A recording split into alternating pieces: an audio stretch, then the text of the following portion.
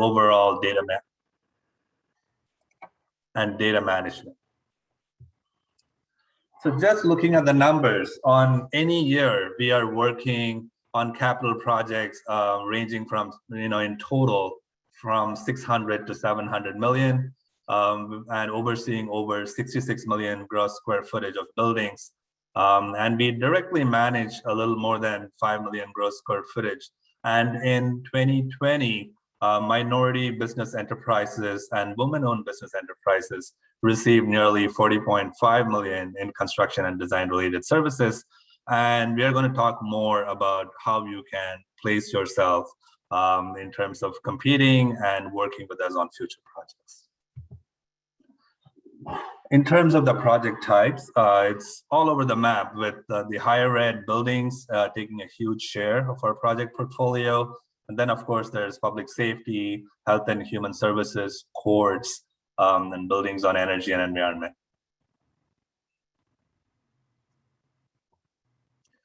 So how our designers get selected?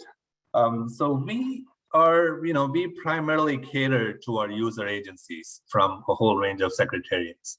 So we work with them and they say whether they want a new building, and sometimes the solution may not be a new building. It might be combining two buildings or retrofitting them.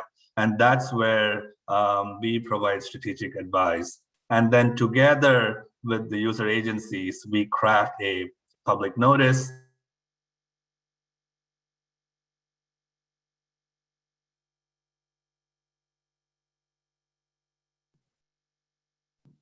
Oh dear. Oh. Ganesh, can you hear us? And that's where we bring the DSP into the fold. Did anyone have anything? Did you lose me? You froze for a moment. So it froze right when designer selection board popped up. Okay. On the screen. So that so you can hear me now, okay? Yes. Yeah, great. So the designer selection board, they work with the brief that the DCAM develops. They help in shortlisting the finalists, conducting interviews, and ultimately selecting the designers. And these interviews are all open to the public, and both DCAM and the user agency reps will have a chance to question and clarify the designer proposals during these interviews. So what is the DSB? It's an autonomous board. They don't report to DCAM. They are a board in their own right. And they are primarily charged with promoting design excellence in the Commonwealth. So it is, I have to stress this, it is a quality-based selection, and the selection process does not involve fee proposals.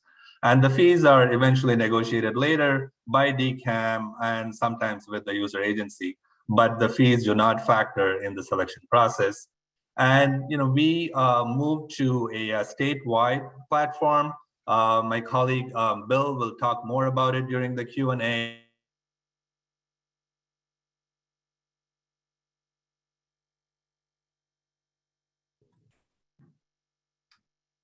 Can you hear us, Ganesh?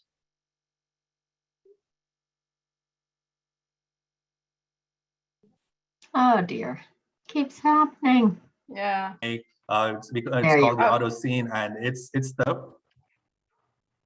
We lost you again, Ganesh. I'm so sorry. For a moment. Well, the upside is there are not too many more slides left, so I'll be out.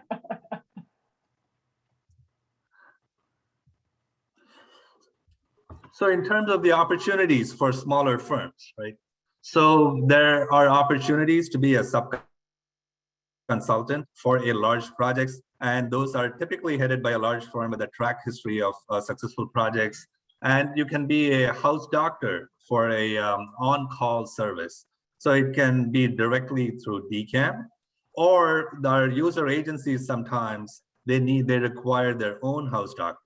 And that also happens through the DSP. And there are other state agencies which typically hire house doctors that doesn't have to go through DSPs. I'm just listing them for your reference, whether it's MassDOT, MBTA, the Massachusetts State College Building Authority. I think recently DHCD is going to be procuring through DSP, I think.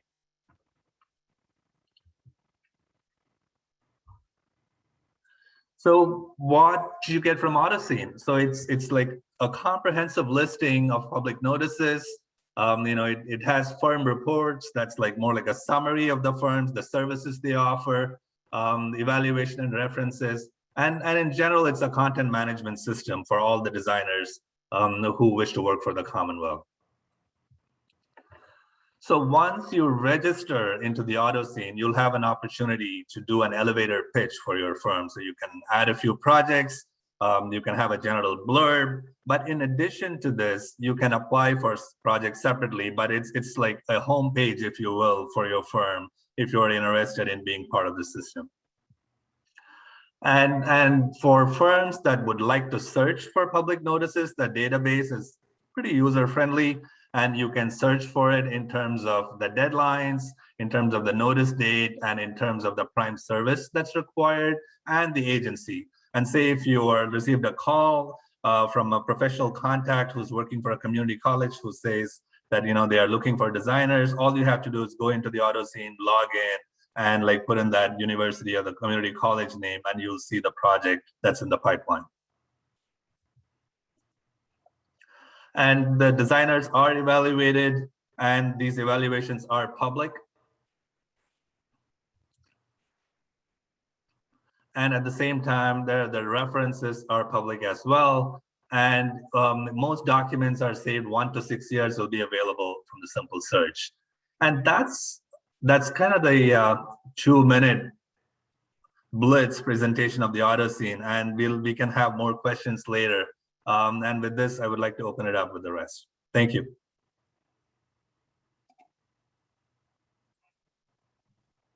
So Liz and Bill, is there anything you would like to add right off the top in terms of, kind of perspectives of how small firms can get involved before we get started with questions? I guess Go ahead, Liz, go you ahead. first. You always say something that's wiser and stop. more important than what I would say. So Oh, stop it, Bill. Just stop it. So I think, as smaller firms, a lot of our projects are quite large, usually at least over $10 million. And, sometimes fairly complex. So for smaller firms, we've got to know that you've got the capacity, to deliver. And so what we've seen happen in some cases is a smaller firm partners with a larger firm, so that's an opportunity too. Like you don't have to be the sole kind of prime.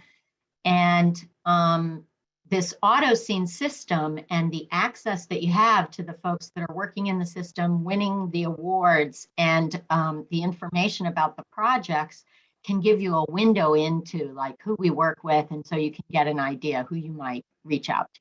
So I'd encourage you to sort of explore that system. It's something we haven't had since Bill put this in place, but I think it's an incredible resource and access for folks. And we're just so happy about it because it's going to just allow more people to work with the Commonwealth. And we're really interested in that, but we just, we're government, we're kind of risk averse. So, we have to be sure that, you can deliver. So there's the, partnership is an option. And then the house doctors that Ganesh mentioned, that's just a smaller on-call contract. It might be up to a max of $750,000 or $2 million for, us or a user agency. And that's a great way to get in. Those are, probably repair projects, smaller projects. They'd be under 10 million for sure, total project cost. So that is a wonderful way in, and that's where the majority of our new firms and smaller firms have kind of made their way into working with the Commonwealth. Somebody asked some questions. And yeah, I was just going to bring up the, and are there any requirements for who is eligible to register on AutoScene?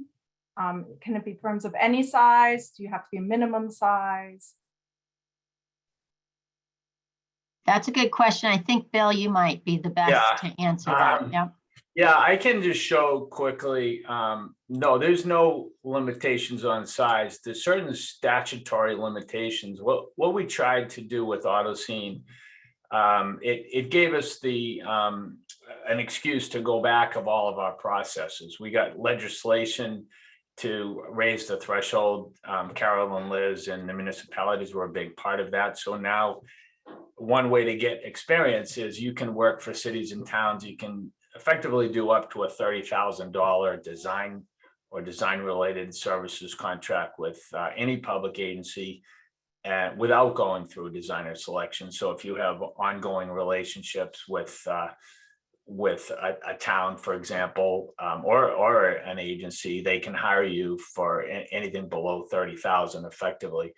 But no, we have all different size firms. We can so what Liz, like here's an example. So this is the elevator pitch. So it takes a little time to set up, but this is totally your option. When somebody searches for you as a team member, they could look up this AutoScene report. Everything you need to know about the firm would be in here.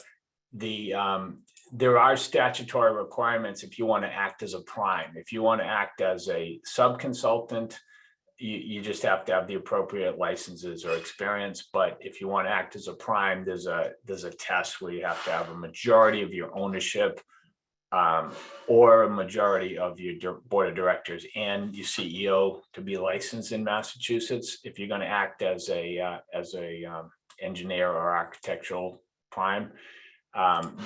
So any applications that this firm's applied for are all are all included in their system. Let me get back to where I was. Where am I here? Any evaluations, any state, just Ganesh touched on this, but it's a state requirement that there be evaluations left for any design project after 70 days upon completion of the project. So that would be here. If you don't have any experience in that area, you can leave references, and this basically mirrors the same thing. So then when you apply, it's very similar to evaluations. Our board relies on these to show experience. But I guess the bigger question is where to target. So as Liz says in our diversity statement, now that DCAM came up with, we encourage partnering. If you're a specialist or especially if you're a diverse firm, it'll help the prime show that they're serious about diversity. If you're not diverse firm, that it's work with your experience, work with the cities and towns. We had a lot of charter school projects that DCAM's not involved with, but we don't get as many applications for those. We had a really nice one for AMSA, one of the top schools of any type in New England, and we only had 4 applicants. So it was I want to say it's like $15 million project. So it was a nice project. So hopefully that helps. I'm happy to do training sessions on AutoScene. If somebody wants to email me, it's really has elevated the quality of our applications by getting everyone trained into the system. We'll also be having BSA and ACEC updates. We have a lot of cool new features that we're working on. So, hopefully that answers all the questions. We do have one of our esteemed board members, Janice Bergeron, who not only is, I guess, a small, medium business, but she's also an excellent person and one of our longstanding board members. I don't know if you want to say hello, Janice, or if you have anything to add. Oh, no, thank you just for reaching out for sure. So for those of you that don't know me, I'm like Bill just said, I'm a small WBE firm. And so this is kind of new to me on this going after smaller projects. After I come off the board, I'll be able to actually, after a year, actually start looking at opportunities with DCAM. So for me, it's just interesting being on this side instead of the board side, just identifying, how to go about it. So I'm in the same shoes. So one of the things that was interesting to me, Bill, which I've been on the board now for 3 years, but I wasn't getting this point until you just said that. So as part of the statutory requirements as being a prime, I know that there's certifications required. Obviously, you have to, as Bill said, to go after as a prime, you have to have the board or the owner to be certified as an architect or an engineer, right? A PE. So that's super important. But when it comes to being a sub-consultant, I thought those requirements were the same to do that as a sub. Is that No, not they're not the stat. So the statute is a little dated, and they've just added sections over the years. It could use a rewrite, but the only, so if you're doing design services, which is what we're talking about, it doesn't really see there's a difference between primes and subs. It only refers to a prime. The way it's set up is you're doing this project, right? So evaluations related to the prime, everything relates to the prime, okay? And the prime, if they're doing architecture or engineering, has to be, as I said, either their ownership or the board of directors has to be licensed, and majority be licensed Massachusetts plus the CEO. And so we check, but it's not like before. We used to have this form that would be sent in, and it was a master file brochure, and you'd show up at a meeting but you'd find out, oh, you're out. So we ended that. So we check when somebody applies, you certify that you meet the test, and then it's just a one click. Has anything changed? No, you don't never have to file a form again. And then we will check. We'll just make sure. And if we find that you made a mistake, which, we're going through a training, we'll tell you. We'll say, hey, by the way, I don't think before the hearing, you should get this clarified because, you haven't filled it out. We can't let you change the application, but as far as the database of your qualifications, that's a different thing. So yes, if you're acting as a sub, you have the option of clicking on, I'm only going to act as a sub in AutoScene, and then you don't have to fill out that disclosure. So I saw a couple of questions here. Right, there's a question in the chat too about, do consultants and primes have to do different things? Like, can it be that there is a prime architect firm and a sub-consultant, a consultant that is also an architecture firm? Yes. Can there be shared scope or? Yes, there definitely can. It's a great question. And we've had that actually happen. There should be a good reason for it. One reason might be diversity and sort of, if the prime is not an M or W and they want to work with an M or W architecture firm, and they have a sensible way of sharing the work and it's legitimate. It can't be that, we put them in for the application and, they're not really going to get any work. There should be a good reason. You specialize in interiors, or you have particular experience with schools, and this is a school, and the prime is actually trying to get into that area and can benefit from, what you bring, that sort of thing, so that it makes sense. And my recommendation would be that you spend enough time to develop a strong relationship and a kind of contractual relationship with the prime. If you do that, Natasha Espada, who you may well all know as recent chair of the BSA, speaks very articulately about this and has partnered with larger firms like Suzaki, and I forget who the other is, on a DCAM project, in fact. And it made sense partly because she had already, with her firm, done some work at a smaller scale. It might have even been under the $30,000 threshold, so she didn't come through the DSB, or maybe she had a house doctor, I can't remember, with Mass Bay Community College. And then there was a really large project, like a $40–50 million project that she applied with Sasaki.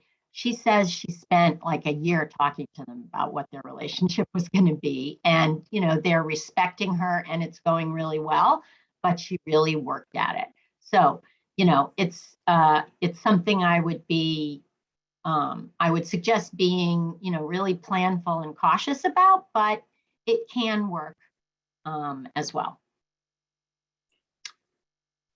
Looking at some of the questions, I just want to say, so there's no cost to this. And it's actually pretty funny because when I was trying to raise money for this effort early on with the Administration of Finance, I kind of threw that out as a trial balloon, and they said, no, we can't raise fees on the industry. So it was thankfully they said, no, this is a service. And so no, there's no cost. I just want to make sure people understand that this is not just about, AutoScene's not just about DCAM. DCAM is our partner. They Carol and Liz, they funded it. They saw the vision, and I think helped us streamline our operations. But DHCD is becoming a full partner, and they have 1,800 projects at any one time ongoing, and all of their projects are going to be there very soon. All the charter school projects. Then in addition, every city and town, every state agency, except with the exception of MBTA for some reason, is required to put evaluations of projects. So I think eventually we'll get them all in here. So I think it's well worth your time to take me up on the offer to set your firm up, even if I've done sessions for one-person firms before. We have PowerPoints of recent presentations that will kind of catch you up on what we're trying to do. There's a lot of different roles. So for example, when Liz logs in, she has a different series of things that she can do versus what I can do, versus what your firm can do, versus what Simone early at DHCD. We share certain amounts of information, and based on our login, we're allowed to have access to certain features. So when you request, and I think Christine has the link for AutoScene. When you click on it and you say you're a design firm, then we'll assign you that protocol, right? We're still making tweaks, we're still adding features, and giving you access to more features, but that's how to get started and get setting up your firm. But there are a lot of opportunities. The question's a lot about DCAM, and DCAM, again, is I think half the state's buildings, right? So it's a big agency, but it may require you to just work with cities and towns and some smaller agencies, or partnering to be able to to get to that level. There are a couple, speaking of who can qualify, there's one question about, could a sign designer or a sign company qualify to be registered on AutoScene? Bill, I think they could register as a sub-consultant. I'm not sure there are a lot of DCAM solicitations per se that would require the signage consultant to be listed in the application. That usually comes kind of later. Our projects start typically at the study phase, so sometimes we don't even know quite what the project is, and we start together and figure that out. But it as a way to get exposure to design firms, it's excellent, and if you're on that platform and they see you as a sign consultant, it's just exposure, which I would think would make a lot of sense, right, Bill? I mean, this is for design. So any design related service, I probably should have said, this isn't set up for members of the public right now, right? It's meant, we don't need people hacking it. And we've had people that have opposed projects before, wanted access, and the state made very clear that I don't have to give them access. It's meant to be, that's why we have that approval step, why you want to be in here, They're welcome to, public's welcome to copies of anything, and we've made it very easy. You can search them and do a one click, and eventually we want the public to be able to do their own searches. But for right now, it's not meant for the general public. So you have to have a reason to be part of it. So if there's a valid consulting issue, you know, we would, if we had a questionable, you know, category, then we would ask Liz or Ganesh to try to figure out, hey, is this a service that you think should be part of AutoScene? But if it's design related, design services, that we're happy to include it in AutoScene. There's also a question, Bill, I don't know if you saw it, about do references have to be from government agencies, or can I use other clients? So the evaluations will be from government agencies, but the references, right? We have a good memo about the difference between evaluations and references that's on the system, but we can also send it out. Basically, evaluations is statutory. They're supposed to be within 70 days of completion of a project. We never had a good place to have them, so we think we're owed tens of thousands of them. And we're, you know, slowly trying to build up the database of them, and then all new projects that'll be, you know, once agencies know the system, it'll be easier to do them. If somebody leaves an evaluation for you, you're notified, you have 30 days to put it in the file, and then it becomes part of your permanent record. So what happened is, for the sub-consultants and for those that haven't, for no fault of their own, have any evaluations in there, we came up with this reference system, which is almost identical to the evaluation, but shorter. So it's just a shorter series of questions, but the same thing. You know, somebody leaves a reference for you, usually at your request. They leave a reference, you're given notice of it, you're given 30 days to respond. But our board looks at that probably just as important as the evaluation, is looking at these references. And the idea is you have a dozen or so references, so that when you apply, we let you pick 5 references and 5 evaluations, and they show up in the application. I can show you. Here's one we got for a project a while back. And this first page is self-generated by the system, but you can see that this firm added a couple of evaluations and some references to their application, and those are automatically put in. You just pick the ones that you want. So we recommend that that you have as many references as possible, so that when you apply, you can look at ones that are most appropriate for the type of project that's there.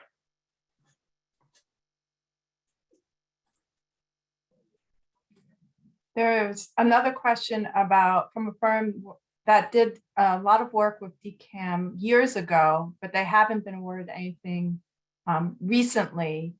And given this experience of, you know, from a few years back working with DCAM, is there anything that they should specifically consider doing in order to kind of get back to being considered for these projects? You know, basically, their experiences from several years ago, and they're wondering how to kind of refresh in a certain sense. Yeah, you know, take a look at AutoScene and see what's kind of currently happening, what the applications look like. Make sure you're, you know, kind of meeting that standard. You have the ability to go in and see the application that won the project, right, Bill? I mean, can you tell who won it? Do you have to? Yeah, everyone is noticed if you've applied. We're working on automatic notifications. When you apply, I think what you're saying is, when you apply, the agency rate, you know, gives comments on your application, and then when we do the selection, there's a selection letter and people are notified. Is that what you mean? Well, actually, I was kind of thinking that you can see the applications that came in for a particular project that might be comparable to what you'd want to apply for, right? If there is something in the system. And then if you can tell who won that award, you know, who was selected by the DSB, I'm not positive that shows up on the system, Bill. Yeah, so So we had a couple of firms when we first set this up that didn't want, that questioned, hey, making these immediately available to everyone, right? So they were worried, hey, they're going to recruit my clients, they're going to recruit. So, we don't, so public agencies can look at everything instantly, but if you're a competing firm, you have the option of hiding your information. You're only hiding it for half a day because, you can do a one-click request and there's, I can't prevent people from seeing any information. But we're making it easier and easier. We're going through a lot of really nice tweaks, but absolutely the best way is to find out what other people have done and look through. We have 7 years of projects in the system now.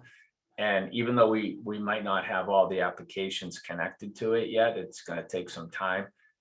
We're 100% virtual. We're just cleaning up the way to search them, right? And so I think in the next month, everything will be searchable for Liz and for other agencies, but maybe it's going to take you a one-click request. But in any case, you can always reach out to our office and we'll make sure you get copies of everything. Just to follow up on the question too, and I don't know if Janice wants to weigh in on this. We've had that situation many times. Hey, I haven't done public work in years, or most of my public work's out of state. We do informational interviews. It's kind of a long list, but I tell you, some of the great work small, medium, and large firms are doing internationally, or it's astounding. And we want you to be part of this public process. Our current chair, Alan Ricks and Elise Woodward, have really done a good job, I think, of focus on a design excellence, which is what DSB is supposed to do. Less about, there was a minor typo or minor, more about design excellence. So I think if you do a really good job on your application, and it takes a few times probably to figure out exactly what it should be in your team. They're going to see through that, hey, I know this firm doesn't have a ton of experience in this area or recent experience, but I think we should give them a shot. So we hear that theme quite frequently in the DSB meetings. Yeah, I would strongly recommend that people reach out to DCAM and schedule an interview with us and the board. It's really helpful for us if you haven't done a lot of work. And then really make sure that when you're submitting your proposal, really highlight your value. Why are you important as part of this team? What do you bring that's a little different than others? And that's what we really, really look for. And so we want the primes to hire subs that provide value and innovation. And if that comes across in the AutoScene application, which I think is absolutely amazing, and I commend Bill for really, he kept at this for 2 or 3 years. I personally do a lot of agency work, not with DCAM, with other agencies, and this would be an absolute game changer if the MBTA and MassDOT and others joined, because it's such an easy system and it gives everybody a really even playing field, which I love, as well as free marketing. So this is a really, really great platform, but I also encourage you as part of your applications to show your value add, give details, don't provide a lot of boilerplate, and try to get an interview with DCAM. Is there someone specific that people should contact for requesting an interview? Well, can I just clarify that it's not DCAM? Okay. As Ganesh mentioned, the Designer Selection Board is a separate arm. That's like a statutory, kind of separation. And the Designer Selection Board selects for DCAM and some of the user agencies. And then AutoScene is even broader than that. And as Bill mentioned, there's charter schools that we have nothing to do with. So it's really the DSB that you need to reach out to, not DCAM. Yeah, I apologize. I said That's the wrong okay. term. I'm Janice. sorry about that. Yeah, no worries. Everybody does it, believe me. So at the DSB, how is it best for people to reach out to the DSB? We're gonna have a one-click way to do that on AutoScene. That's on our to-do list. I've got my partner Kirk from AutoScene on the call as well. That's very responsive. They've been great too. They're getting calls all over the country to have replicate the system. I mean, because the whole country does the same type of thing, right? Designer selection, database evaluations, public notices. But we do have quite a few on the list right now, but if they reach out to Claire in my office, or if they want to get on the list soon, I would recommend it. But very soon you'll be able to do it on AutoSync. There'll be a one-click request to have an informational interview. I also see it in the chat. There's a question again about references, and wondering if it can be clients or organizations that are outside of the state of Massachusetts, or do they have to be in state? Yeah, they can be anyone, but again, I would have a wide variety. So if it's the Department of Public Health in Connecticut and you're doing a Massachusetts Department Hub, that might be a good reference to have. But if it's it's Town of Andover Maintenance Shed and you're doing a lab at UMass Amherst, you might want to get, it's fine, but you might want to get enough of them that would be more appropriate for a reference. Yeah, the other thing I'll mention, one of the unique things about Massachusetts public construction is the filed sub-bid law. And this really comes into play, not so much when you're planning a project, but really in design and construction documents where, 17 at least, categories of work have to be bid initially before the CM or the GC bids come in, and the lowest bid has to be accepted. So, that's that has an implication for how construction documents are put together. And, there's a more intense need to be clear about the different scopes of different sub-trades. So if you don't have experience with that, we're going to be concerned about construction documents. So partnering with the prime and learning and getting a window into that, or if you're doing the planning and you're not doing the CDs, that might make that not as critical. And the other thing I wanted to mention is there's a course that the Inspector General provides that a lot of the firms that work with us take, because it explains the whole public contracting process. And it's you can go to the Inspector General's website and it's referred to as MCPPO. I have no idea what that stands for. Mass Public Construction Contracting, something or other.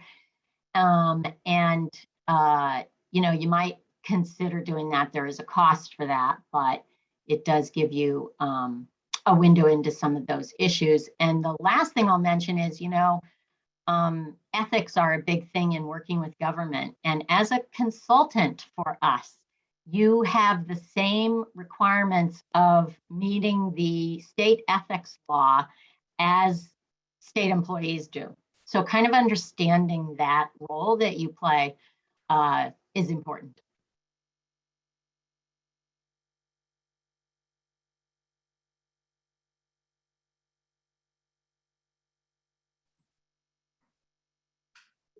Ganesh just linked you to the MCPPO's training schedule. Great. Do DCAM projects have specific requirements beyond, but similar to the filed sub-bid aspect format? Oh, I mean, yeah, we have sort of CAD standards and BIM standards and all that kind of stuff. They're all spelled out in the public notice with links to them, right? Yeah, and I mean, we have DCAM standards and that kind of thing. There's a designer manual and Also, too, we have minority and business women business requirements and standards as well on our contracts as well. It goes for both construction as well as design. Right, and this is Charles Kelsey, our Director Sorry. of Access and Opportunity. I'm sorry, I thanks chimed in for- late. Yeah, No, I'm great sorry. to have you here, Charles. Yeah, I had another meeting, so I'm chiming in late, so I apologize. Yeah. The other thing I'd say around that, and Bill touched on this a little bit, is we are very committed to diversity goals, and as Charles mentioned, we have strong goals on our projects for designers participation and for construction contractors. But we also realize that there are a lot of the subconsultants who meet the M and WBE requirements are repeats.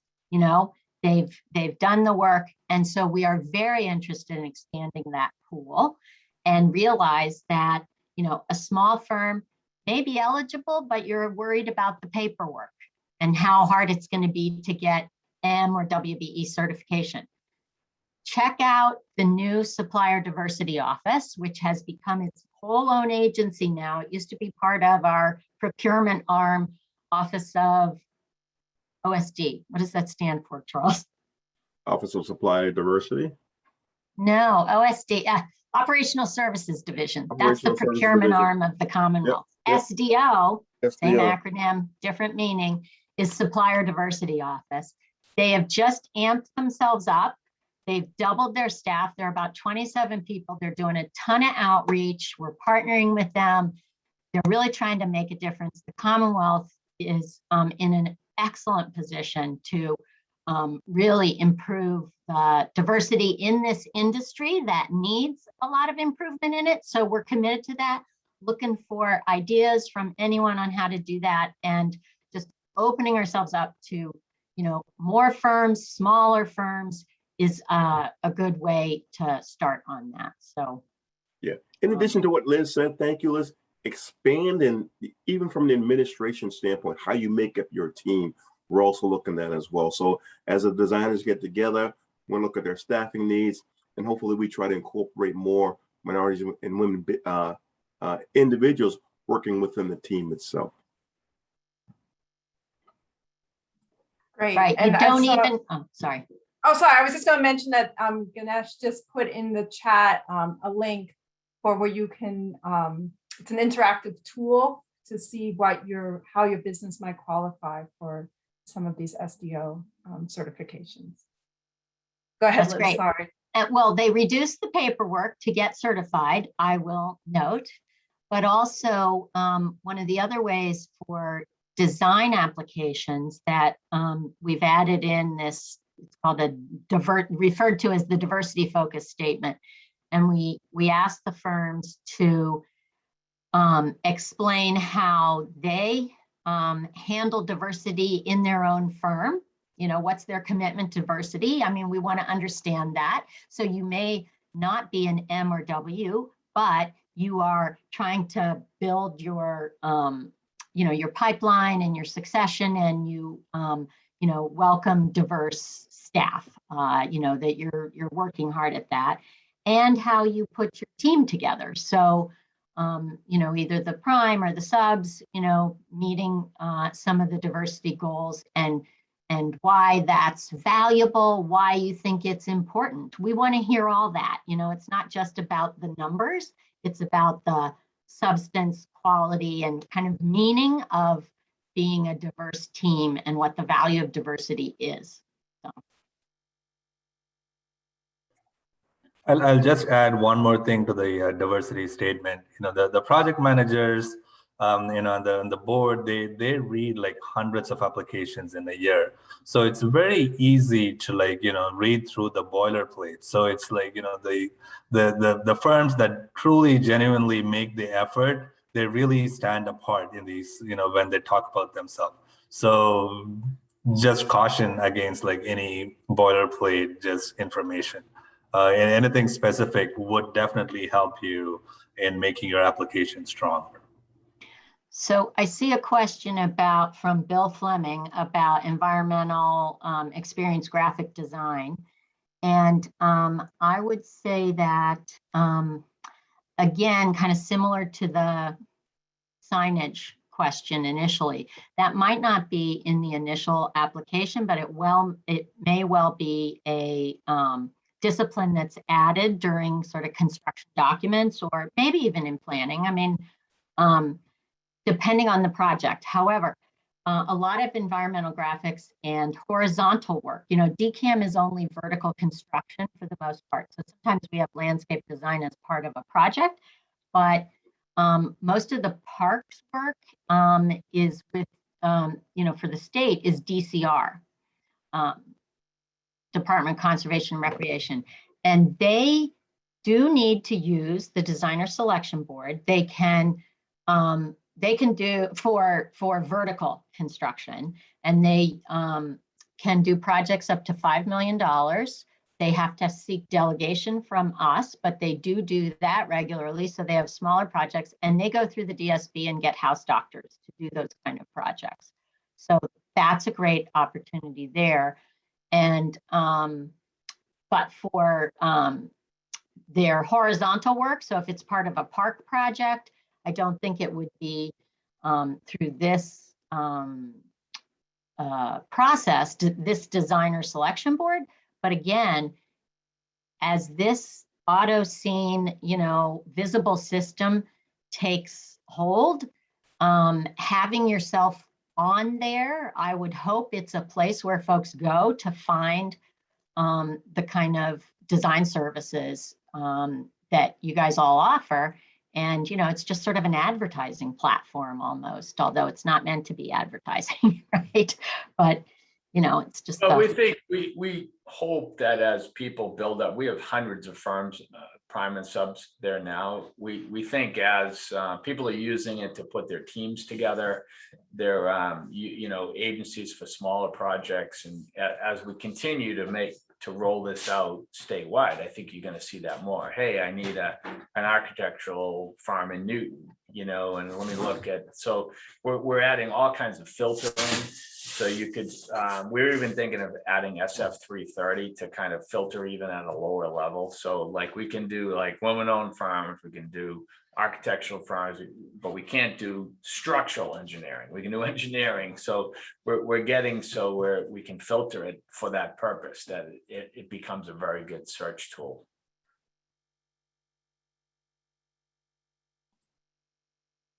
I remember in the past, there have been events for where there's almost like meet and greets for like primes and consultants. Are those still occurring during this time, or is that kind of on hold for the time being? So we had one. Charles is smiling because we were trying to do one in September, and I'm sorry, we just could not pull it off. Yeah. we did one in person a couple years ago and had a little bit of a zooey one that was virtual, where we didn't quite set it up on the right platform. So our goal right now is in February to do something either in person or virtual. We kind of thought it was going to be in person, but these days one wouldn't be sure, right? And I guess I'd ask folks like what you'd prefer. Like there's something wonderful about being in person and just bumping up against somebody and all of that, but you don't have to drive in and find parking at the State House if if it's virtual, right? And it takes less time. So I don't know, Yeah, there are pros and cons to everything, right? Right. But I also see auto scene as a place where you can get a lot of the information you get at something like that.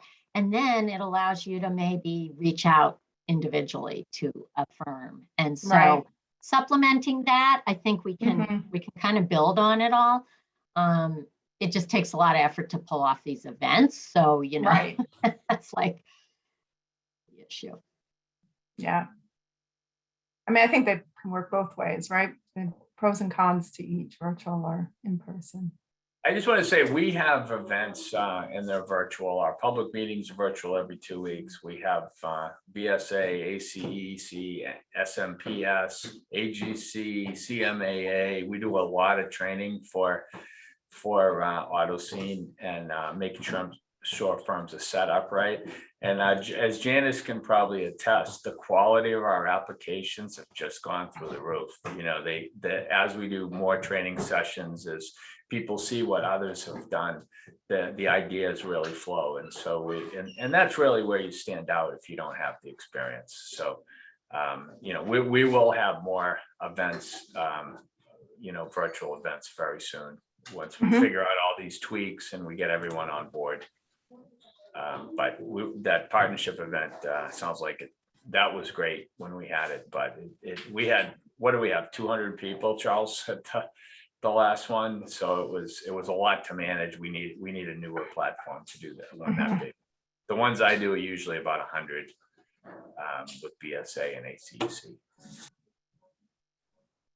So I see one last question that just came through the chat, that looking at the DSB selected finalist forms, which includes multiple finalists, what is the process for coming to a final choice, and how does a small firm relate to large firms? Is it that they may be partnered, or that there are multiple groups working on those projects?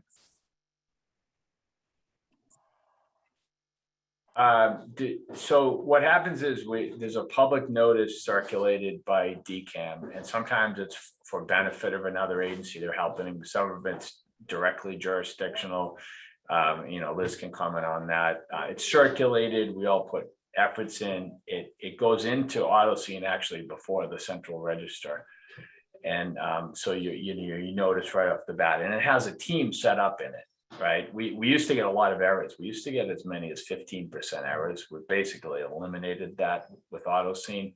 So people would forget something. Well, the system makes sure that you put an electrical engineer or civil engineer, whatever team you're supposed to have, that response. You don't have to do that. By the way, the application used to be 16 sections. It's 5 sections now. It allows you to shine more, your logo's in there. It's much nicer system. So, but you respond with that team that you know, that is there. Everyone has to be registered, but again, as a sub, you don't need all of your information. You don't need the ownership test. So it's pretty easy to make. You just have to, so we have contact information once it's set up. So, So what, go ahead, Liz, sorry. You'll see the advertisement for the project, but you won't necessarily know who's applying for it as a prime. If you want to reach out to them and say, I'd like to be on your team kind of thing. You know, I don't think we quite have that opportunity built into the system yet, but no, but you can reach out to them. You have 3 weeks from when it appears on AutoScene, you have at least 3 weeks before the application's due. So if you see one, you could say, hey, I have really good expertise in this area, and you can reach out to another firm. Let's partner up on it. Yeah, that's right. What happens with architects too, sometimes we'll have a project, and Liz could weigh in on this, that might be 70, 80, 90% engineering, but they want it to be managed by an architect, you know, so you pick one of the engineers that have a ton of experience doing this. And for some reason you think you would be a great team member, you certainly can reach out to them before they apply. I think as we're saying the same thing. Great. Well, we're at 1 o'clock, so I want to be mindful of everyone's time. This was fantastic. Thank you so much for joining us, Bill, Liz, Charles, Ganesh, Janice. It was really wonderful to get all this insight. And do any of you have any last things you want to share with the group before we? Thank you for having us. Yeah, thanks so much for coming. Hope to work with some of you guys. Sure, going to join sooner, but thank you for having us as well. Yeah. Thank you, Christina. Thank you. Great. Right, Christina.